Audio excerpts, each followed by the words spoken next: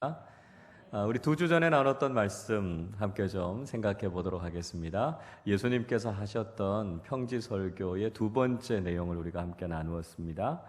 크게 두 가지의 내용이 있었죠. 하나는 영적 리더가 어떤 사람인가 하는 말씀을 함께 나누었습니다. 영적인 리더, 영적인 눈, 시야가 열려 있는 사람이어야 한다 하는 말씀을 드렸지요. 그래서 하나님의 비전, 하나님께서 하시는 일들을 볼 수 있는 사람이 바로 영적인 리더다 하는 말씀을 드렸습니다. 영적인 리더들의 수준이 중요하다 하는 말씀을 드렸죠. 그래서 공동체가 영적인 리더의 수준을 뛰어넘지 못하는 거죠. 그래서 영적인 리더가 기대치를 높여야 되고요. 수준을 높여야만 그만큼 영적인 공동체가 더 성숙해질 수 있다는 것이죠. 그래서 리더들이 가진 책임감이 그만큼 크다는 것입니다. 영적으로도 성장해 나가야 되고 영적으로도 성숙해 나가야 한다 하는 말씀을 우리가 함께 나누었습니다. 또 영적인 리더는 자기 자신에 대해서 엄격한 사람이 되어야 한다는 것이죠.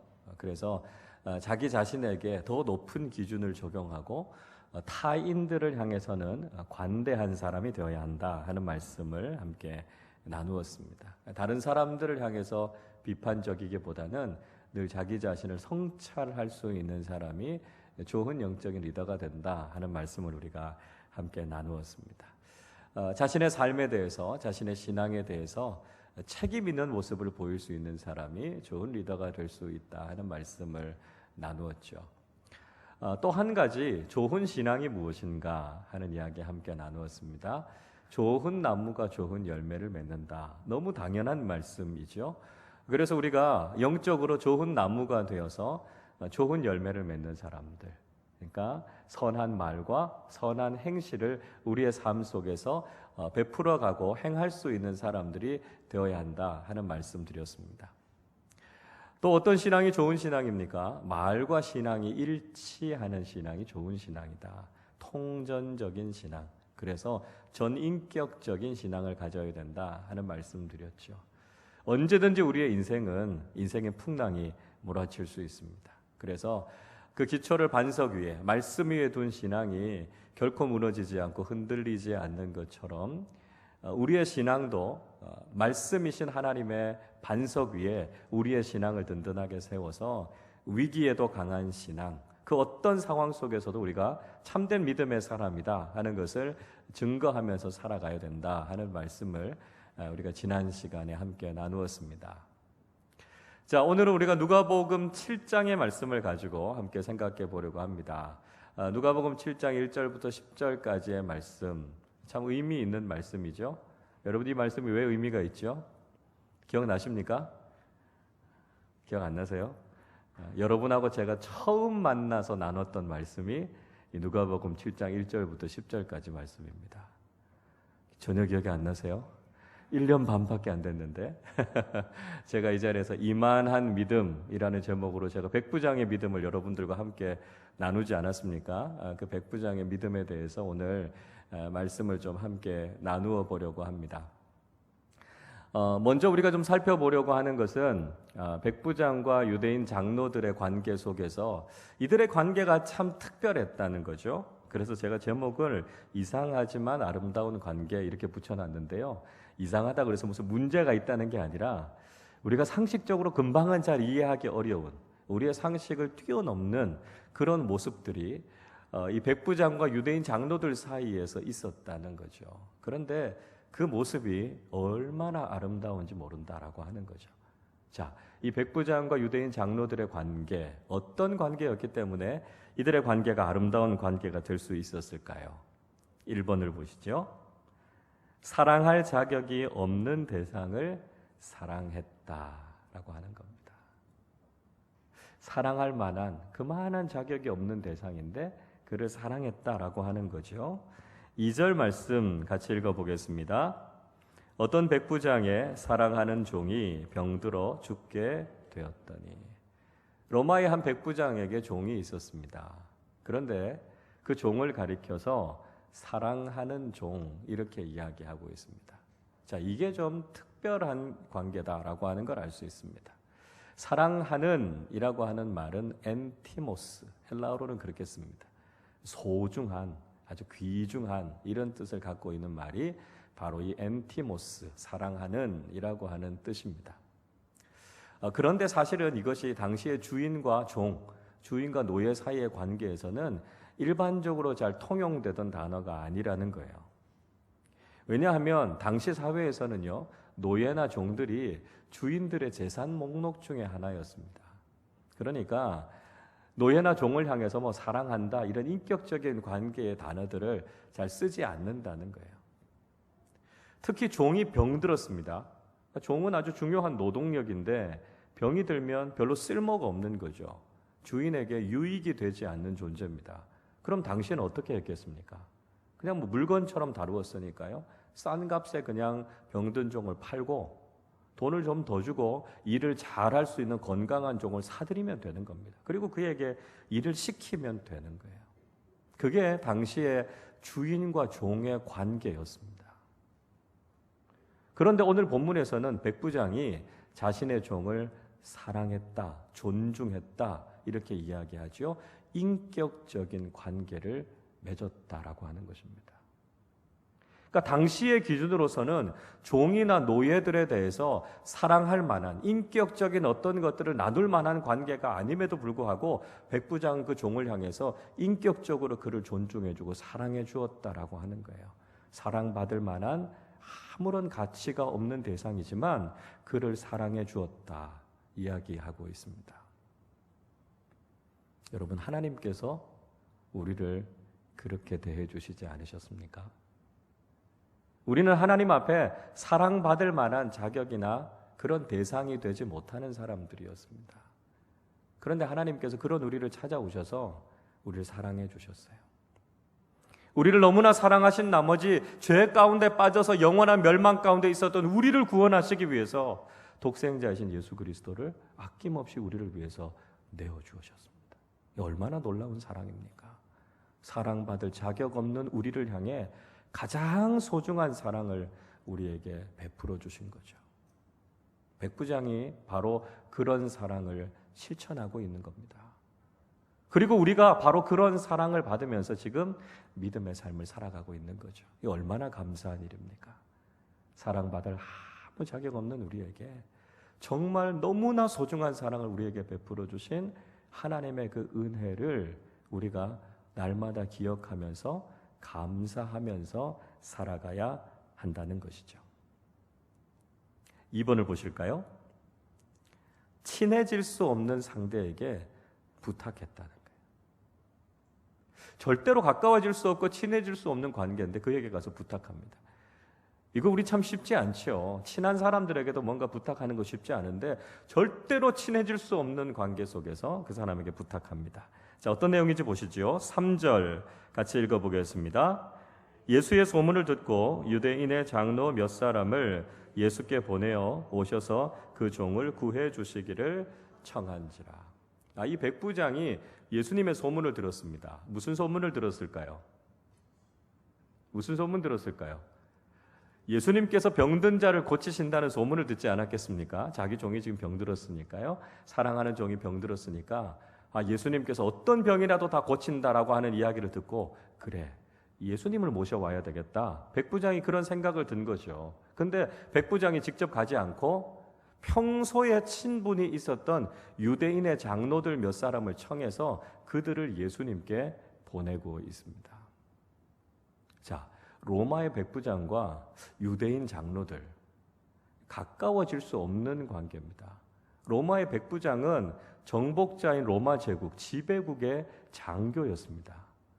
그리고 유대인의 장로들은 피지배국의 민족의 지도자들입니다.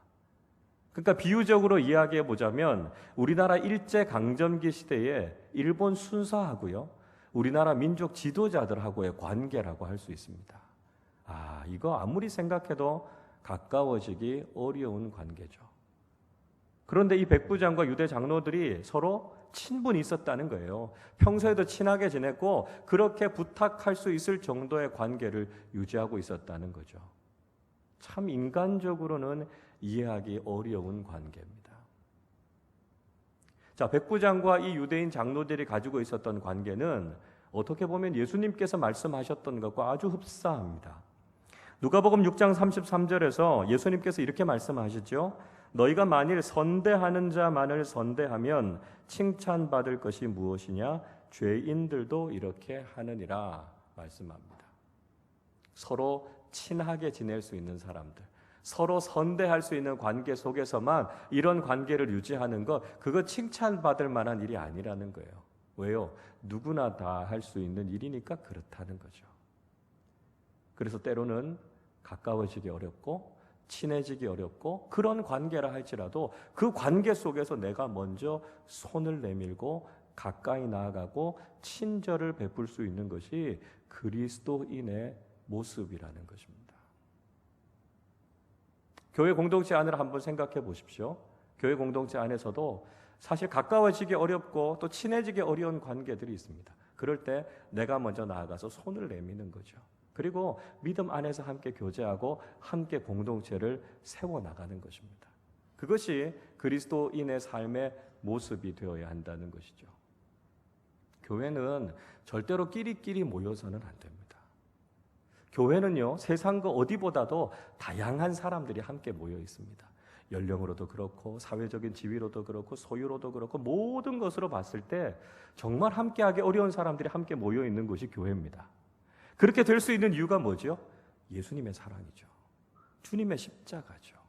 그래서 그 안에서 우리가 함께 모이게 된 것 아닙니까?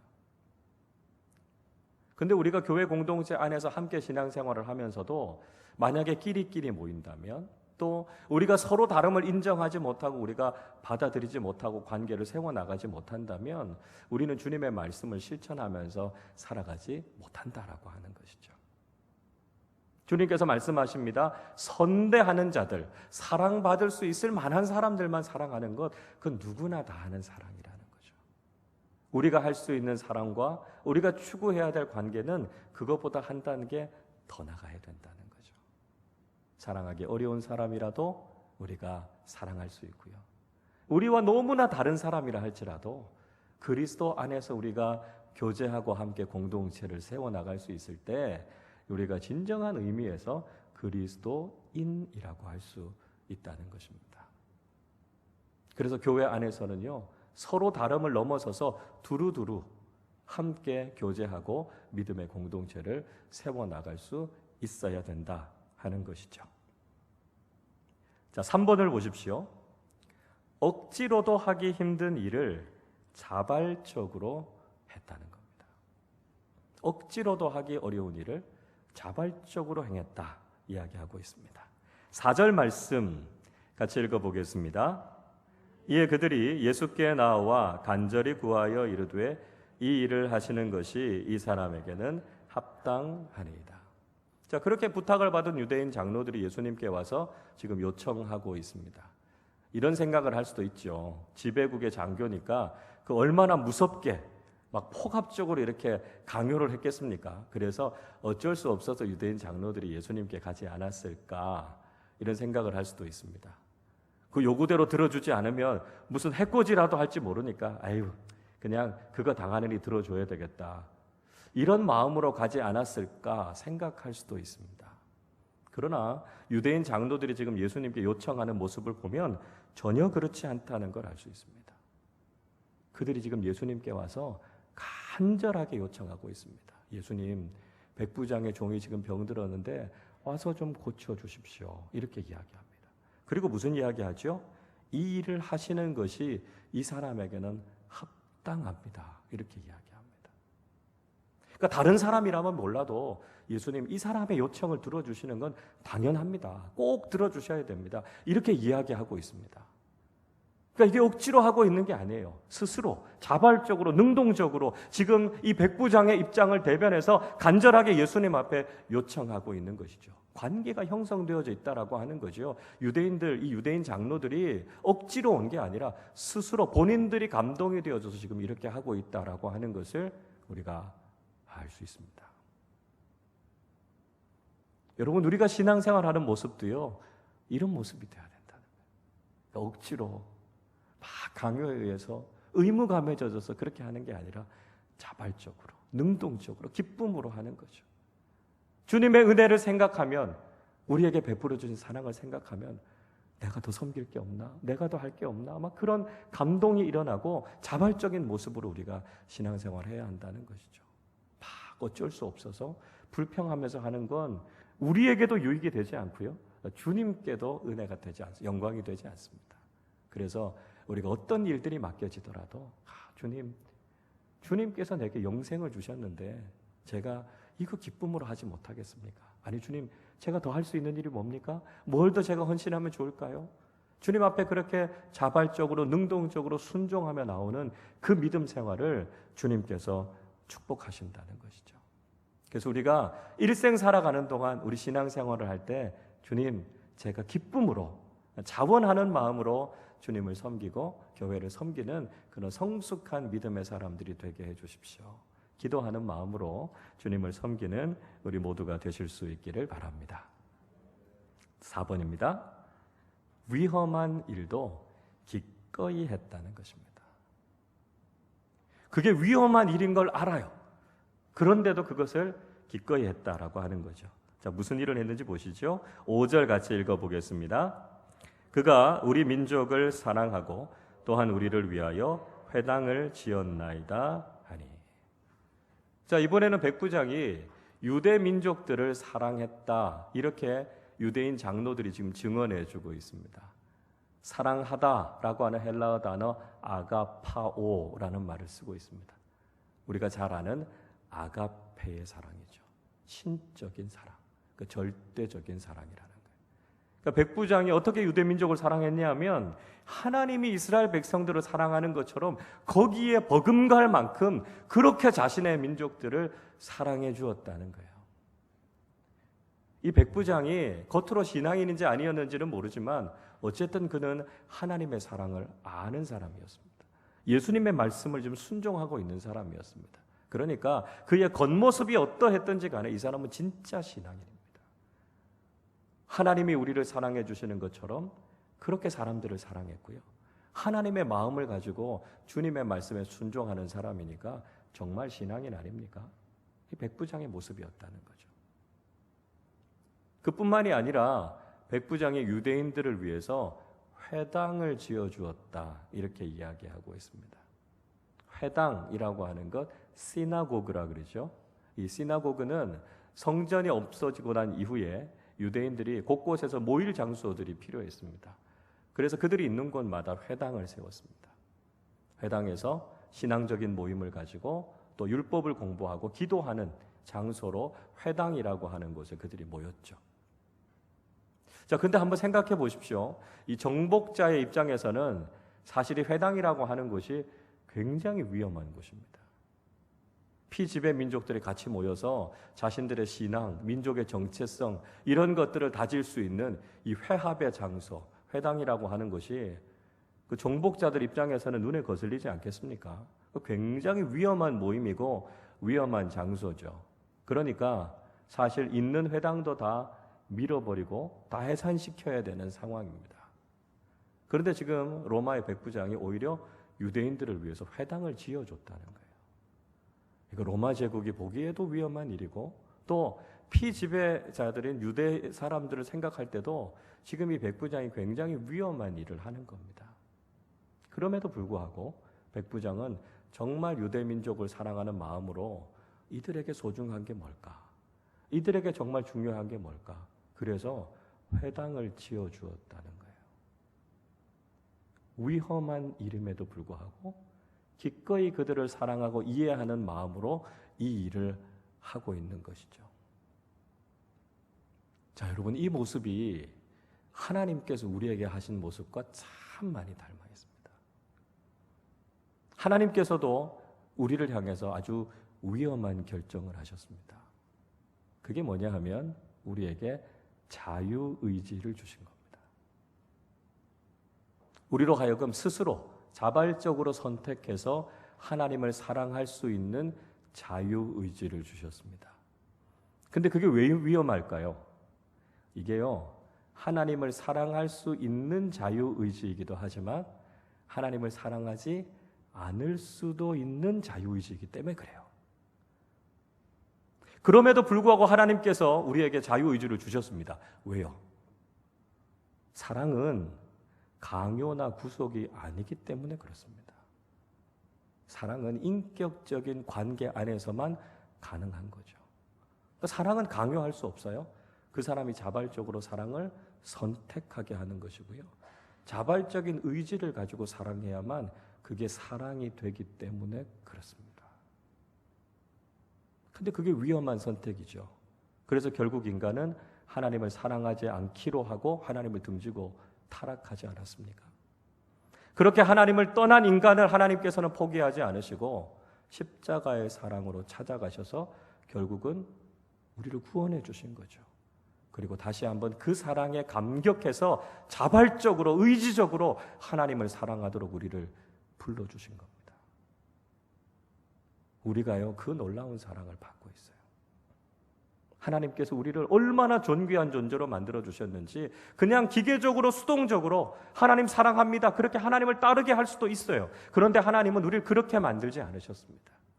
세상 그 무엇보다도 존귀하고 우리를 인격적인 존재로 만드셔서 하나님과 인격적인 사랑을 나누게 하신 거죠. 위험하지만 너무나 아름다운 사랑을 나눌 수 있도록 하나님께서 우리를 창조하시고 우리와 그런 사랑을 나누기를 원하신다는 거죠. 하나님께서 우리를 그렇게 인정해 주시고 우리를 그렇게 존중해 주셨다면 이제는 우리가 하나님을 사랑하는 것을 결단하고 하나님을 사랑하고 하나님을 따르는 삶을 살기로 우리는 선택하면서 살아가야 한다는 것이죠. 자, 이런 모습이 백부장과 유대인 장로들 사이의 관계였습니다. 인간적으로 보면 이해하기 참 어렵죠. 세상적인 관점에서 보면 이런 관계가 가능할까 생각할 수 있습니다. 그런데 이 관계들을 곱씹어 보면 곱씹어 볼수록 정말 아름다운 관계구나. 우리의 마음이 따뜻해지고 정말 우리가 이 세상을 살아가는 동안 이런 관계를 유지하고 이런 사랑을 나누면서 살아가면 얼마나 좋을까 하는 마음이 들게 되죠. 여러분, 우리의 삶 속에, 우리의 공동체 속에, 우리의 관계 속에 이런 아름다운 관계들이 가득하실 수 있기를 축복합니다. 우리 아름다운 교회 안에서 우리가 세상이 다 알 수 없는 상식을 뛰어넘는 사랑으로 아름다운 관계를 세워나가는 우리 모두가 되실 수 있기를 바랍니다. 자, 두 번째는 백부장의 믿음에 대해서 우리가 함께 생각해 보죠. 백부장이 어떤 믿음을 가지고 있었습니까? 1번입니다. 백부장의 믿음은 예수님을 높여드리는 믿음이었다는 것입니다. 6절 말씀 함께 읽어보겠습니다. 예수께서 함께 가실새 이에 그 집이 멀지 아니하여 백부장이 버틀을 보내어 이르되 주여 수고하시지 마옵소서 내 집에 들어오심을 나는 감당하지 못하겠나이다. 예수님께서 유대인 장로들의 요청을 듣고 백부장의 종을 고치기 위해서 백부장의 집으로 갑니다. 백부장의 집이 가까이 왔을 때 백부장이 또 다른 친구들을 보내서 예수님께 말씀을 전하죠. 예수님, 우리 집에 들어오지 마십시오. 이렇게 이야기합니다. 주님께서 우리 집에 들어오시는 것을 제가 감당하지 못하겠습니다. 이렇게 이야기하고 있습니다. 백부장이 예수님을 가리켜서 주여 이렇게 부르고 있습니다. 퀴리오스라고 하는 말인데요. 주님이라는 뜻이에요. 주인이라는 뜻입니다. 백부장이 예수님을 주님으로 자신의 삶의 주인으로 높여드리고 있습니다. 마치 자신은 종인 것처럼 그렇게 주님을 높여드리고 있는 것이죠. 사실 세상적으로 보면 백부장이 훨씬 높은 위치에 있었습니다. 지배국인 로마의 장교니까요. 힘과 권력을 가지고 있었습니다. 상대적으로 예수님은 피지배국인 나사렛 시골의 목수 출신의 청년이었습니다. 그러니까 세상적인 격차가 이만큼 벌어져 있음에도 불구하고 지금 이 백부장은 예수님을 가리켜서 주님 이렇게 높여드리고 있습니다. 믿음이라고 하는 것이 뭘까요? 믿음은요, 주님을 한없이 높여드리는 게 믿음입니다. 하나님이신 예수님을 우리가 높여드릴 수 있을 때까지 높여드리는 것, 그게 믿음입니다. 그래서 내가 믿고 있는 주님을 가장 높여드리고 그 주님께 우리의 경배를 올려드리는 것이 신앙인의 삶의 모습이라는 것이죠. 자, 2번입니다. 백부장의 믿음은 자신을 낮추는 믿음이었다 하는 것이죠. 예수님을 높여드림과 동시에 그는 자신을 낮추고 있습니다. 그래서 예수님께서 자신의 집에 들어오는 것을 감당하지 못하겠다 이렇게 이야기하고 있는 것을 보고 있습니다. 자, 이 백부장에 보였던 모습은 크게 두 가지 의미에서 우리가 살펴볼 수 있는데요. 첫 번째는 이 백부장이 율법을 존중하고 있는 것을 볼 수 있습니다. 그러니까 율법에는 유대인들과 이방인들이 서로 상종하는 것을 부정하게 생각하니까요. 그래서 이 백부장이 자신의 집에 들어오는 것을 감당하지 못하겠다 이렇게 이야기하고 있습니다. 그래서 이방인들과 만나고 상종하는 것을 통해서 예수님께서 부정해지지 않도록 율법을 존중히 여기는 모습을 볼 수 있습니다. 또 하나는 이제 자기 자신을 낮추는 것이죠. 겸손하게 자기 자신을 내려놓는 것입니다. 겸손이라고 하는 건 무조건 자신을 낮추는 것 의미만 있는 것이 아니고요. 자신이 무엇인가를 할 수 있음에도 불구하고 기꺼이 그것을 하지 않는 것, 그걸 겸손이라고 할 수 있습니다. 백부장은 충분히 그럴 만한 자격이 있고요. 그럴 만한 위치에 있었습니다. 그러나 그걸 당연하게 여기지 않고 자기 자신을 낮추고 내리는 것, 그게 바로 겸손의 모습이었다는 것이죠. 자, 이런 모습이 예수님을 닮은 모습입니다. 하나님의 본성을 버리시고 이 땅 가운데 인간으로 오신 분이 예수님이시지 않습니까? 받으셔야 되는 그 모든 영광을 다 내려놓으시고 인간의 몸을 입고 오셔서 기꺼이 죽기까지 자신을 낮추신 분이 예수님이시죠. 그래서 그런 모습이 바로 예수님을 닮는 모습이기도 하고요. 또 신앙인들이 마땅히 해야 하는 모습이라는 것이죠. 성경은 끊임없이 우리에게 겸손할 것에 대해서 말씀하고 있습니다. 베드로전서 5장 6절이 이렇게 말씀하지요. 그러므로 하나님의 능하신 손 아래에서 겸손하라. 때가 되면 너희를 높이시리라 말씀합니다. 그러니까 우리가 해야 될 것은 우리 자신을 낮추는 것입니다. 우리가 우리 자신을 낮추면 하나님께서 하나님의 때에 우리를 높이시고 존귀하게 하시는 것을 경험하게 된다는 것이죠. 그러니까 우리가 할 일은 겸손하게 우리를 낮추는 것이고요. 그때 하나님께서 우리를 들어서 사용하시고 우리를 존귀하게 하시는 것을 경험하게 된다는 것입니다. 자, 3번을 보십시오. 백부장의 믿음은 말씀의 능력을 믿는 믿음이었다는 거죠. 백부장의 믿음이 무엇을 믿는 믿음이었습니까? 말씀의 능력을 믿는 믿음이었다는 것이죠. 7절 말씀 같이 읽어보겠습니다. 그러므로 내가 주께 나아가기도 감당하지 못할 줄을 알았나이다. 말씀만 하사 내 하인을 낫게 하소서. 백부장은 예수님께서 직접 오시지 않아도 괜찮다는 것입니다. 거기에서 주님 말씀 한마디만 하셔도 내 하인이 낫겠습니다. 이렇게 이야기하고 있습니다. 예수님의 말씀의 능력을 얼마나 크고 위대하게 봤는지 예수님이 직접 오시지 않아도 말씀 한마디로도 내 종을 고치실 수 있습니다. 그가 그렇게 이야기하고 있는 거죠. 자, 이 백부장은 말이 가지고 있는 힘, 말의 메커니즘이 무엇인가라고 하는 걸 잘 알고 있었습니다. 8절을 보십시오. 나도 남의 수하에 든 사람이요 내 아래에도 병사가 있으니 이더러 가라 하면 가고 저더러 오라 하면 오고 내 종더러 이것을 하라 하면 하나이다. 백부장이요 말의 힘을 알고 있는 거예요. 명령 한마디면 수하에 있는 사람들을 움직일 수 있다는 거죠. 그것이 말이 가지고 있는 힘이다라고 하는 것이죠. 여러분, 우리도 말이 가지고 있는 힘을 알지 않습니까? 말이 얼마나 강한 영향력과 힘을 가지고 있는가 우린 잘 알고 있습니다. 이런 실험을 한번 해봤다 그래요. 이 비닐하우스 두 군데다가 양파를 50개씩 이렇게 심었습니다. 그리고 조건을 똑같이 만들어뒀습니다. 빛이 비치는 거, 물 주는 거, 온도, 습도 모든 조건은 똑같이 갖춰놨습니다. 그리고 딱 한 가지 다르게 한 게 있는데요. 한쪽 비닐하우스에는 아주 잔잔하고 좋은 클래식 음악을 틀어줬습니다. 그리고 다른 쪽 비닐하우스에는 사람들이 하는 막 이 욕설을 녹음을 해가지고요. 그걸 하루 종일 거기다가 틀어놨다는 거예요. 그리고 15일이 지난 이후에 어떤 결과가 나타났는가 가서 조사를 해봤다 그럽니다. 좋은 음악을 틀어놓은 데는 대부분 다 고르게 한 20cm 이상 싹이 나서 양파들이 잘 자랐다는 거예요. 그런데 반대쪽 비닐하우스에 들어가 보니까 대부분 한 4cm, 5cm도 제대로 자라지 않았고요. 심지어는 싹이 나지 않은 것들도 많이 있었다는 거예요. 그러니까 사람의 말이라고 하는 것이 심지어는 식물들이 자라는 데 있어서도 어떤 영향을 미치는가 하는 것을 실험을 통해서도 이게 분명히 증명이 된다는 거예요. 때로는 우리가 하는 말들이 칼이 돼서 상대방을 찌르고 상대방을 상처를 준다라고 하는 거 우리가 잘 알지 않습니까? 말이라고 하는 걸 그래서 참 조심해야 됩니다. 여러분 건강하신 분이 있는데 한 달 만에 병원에 입원시키는 방법이 있습니다.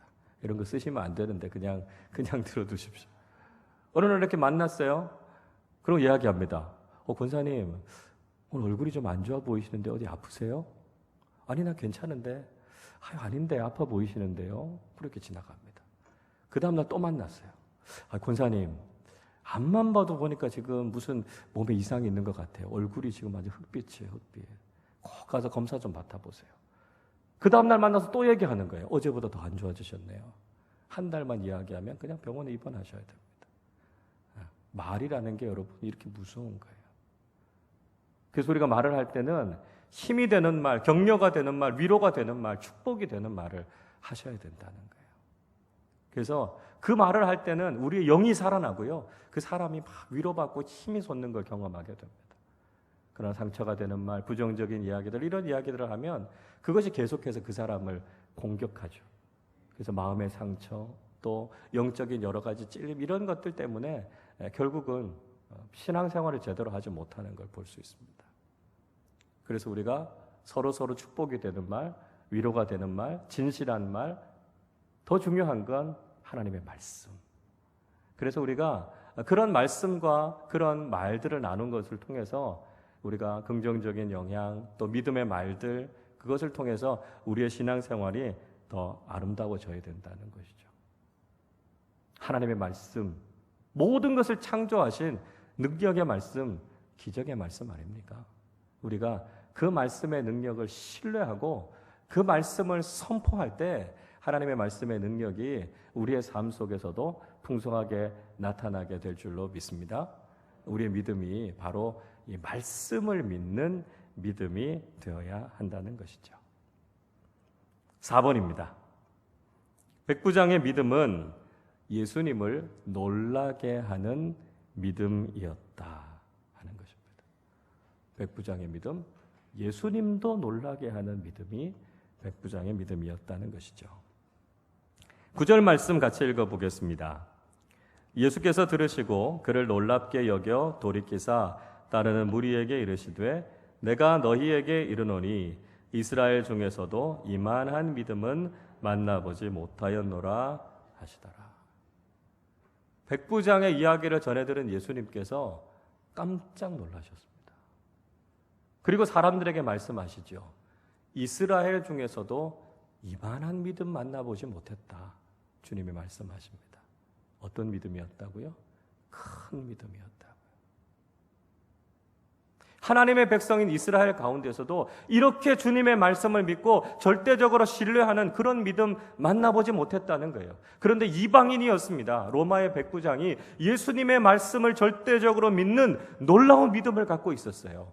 그 믿음이 예수님조차도 놀라게 하는 믿음이었습니다. 여러분, 우리가 이런 믿음을 가지실 수 있기를 축복합니다. 주님께서 우리를 바라보시면서 아름다운 교회 성도들이 이렇게 큰 믿음 갖고 있었나? 이렇게 놀라운 믿음을 갖고 있었나? 주님마저도 칭찬하실 수 있는 그런 믿음의 사람들이 되실 수 있기를 바랍니다. 하나님이 하시면 하시는 거예요. 주님께서 말씀하셨으면 이루시는 거예요. 그래서 우리가 하나님의 약속의 말씀을 붙잡고 그 믿음으로 나아가면 하나님께서 하시는 일들을 경험하게 됩니다.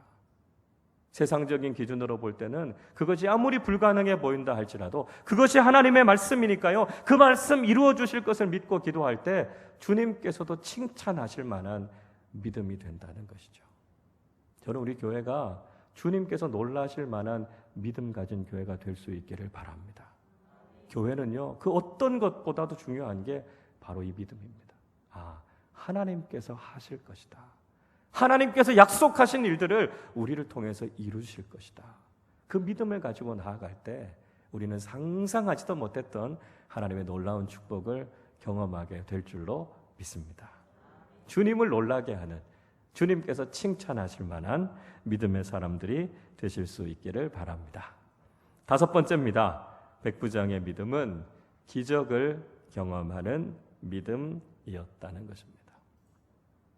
백부장의 믿음, 기적을 경험하는 믿음이었다는 거죠. 10절 같이 읽어보겠습니다. 보내었던 사람들이 집으로 돌아가 보매 종이 이미 나아 있었더라. 보내었던 사람들이 백부장의 집으로 돌아가 보니까요, 백부장이 이미 나았죠. 언제 나았습니까? 주님께서 내 하인이 나았다 말씀하신 그때 말씀의 능력이 임하게 된 것이죠. 하인이 치유함을 받았던 그 능력의 원동력은 예수님의 말씀이었습니다.